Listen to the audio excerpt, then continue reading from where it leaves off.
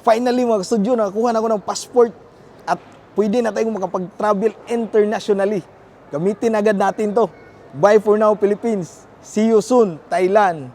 First destination ko talaga yung Thailand mga studio dahil sobrang dami ng street food na pwede natin tikman at pwede natin yung mukbang. Lalong-lalo na yung mga exotic foods na lagi nasa comment section ko. Ano pa hinintay natin? Tara na, let's go!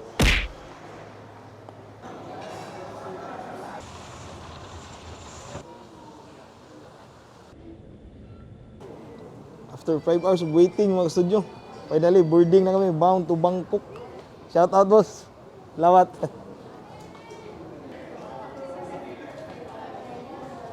Medyo mahaba pa po yung pila mga studio.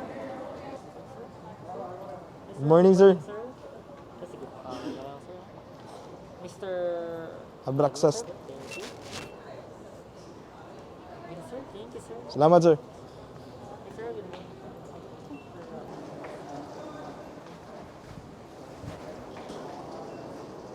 Kasama pala natin si Yantot. Ay, mga ka-studio. Shout out pala kay Bossing.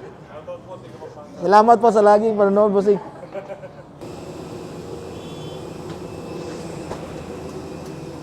Morning, sir. Morning, sir. Hi, sir. Welcome po. This is it, mga ka-studio. Dito na tayo sa aeroplano. 2 hours and 40 minutes. Narating na tayo sa Bangkok.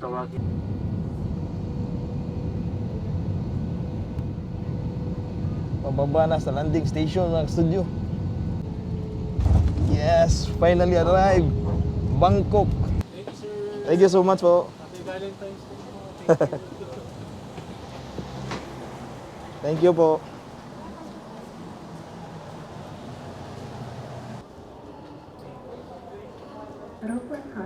Mayroong robot mga studio. Excuse me, could you please give me the way? Thank you so much. Naglilinis siya. Yun na nga po, nakarating na tayo dito ngayon sa Thailand. Sobrang laki ng airport na dito. Ay, airport. 1, 2, 3, start. So yun na nga po mga studio, nakarating na tayo sa Thailand. Grabe, sobrang linis at sobrang laki ng airport nila dito. Abang-abang po kayo mga studio kasi marami tayong pupuntahan ngayon. Daming skeletor dito mga studio, halos lahat skeletor. Hindi ka na mahirapan maglakad ba?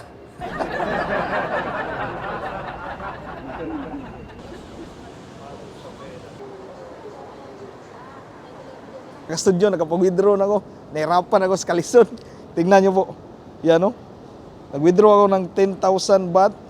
Nagtaka ako bakit ito isa. Iba yung kulay. Luma siguro ito ng pera nila pero hindi ko lang alam. So tara, let's go.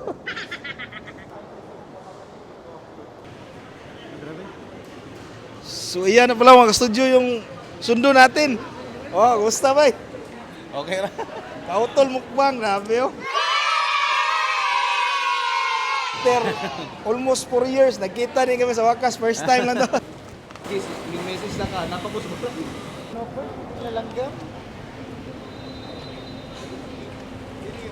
Kita ko dito parang nasa Pilipinas lang din ako. Kunti lang yung difference, pati yung klima dito ah. Same lang.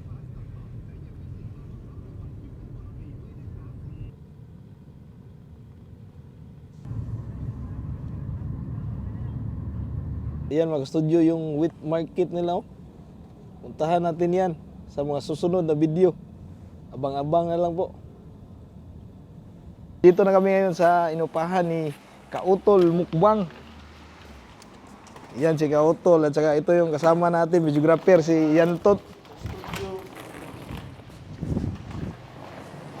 Dito pala siya nakatira sa Villa di Kundo.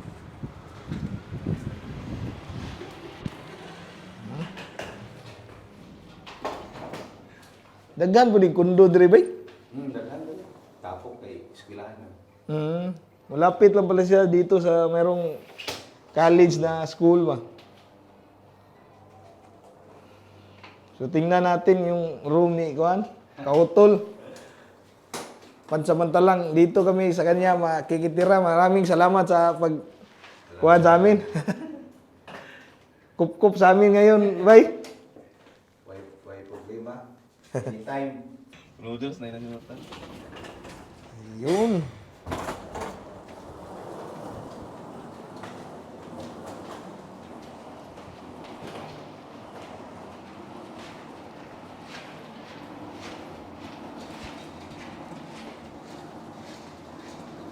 Parang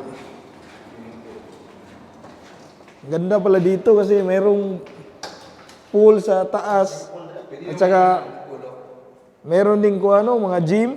Yan, nakita mo swimming pool. Ngeri ba no? So yan po yung pool. Ang ganda pala dito ng kundo ni Kautol. Mayroon din ko ano, pwede ka mag-exercise doon kaya pala hindi tumataba to kahit nagbumukbang. So ayan na po pala. Studio type. Ilang square meter to ba?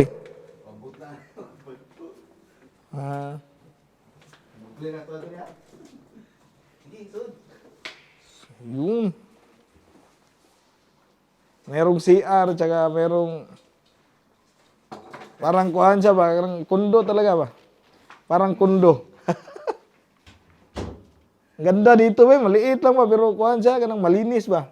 Neat, tingnan ba? Ang dami din pala niyang ano? Mga collection siya, no? Ito. Patos. Jordan. Yan, yung mga sapatos niya dito.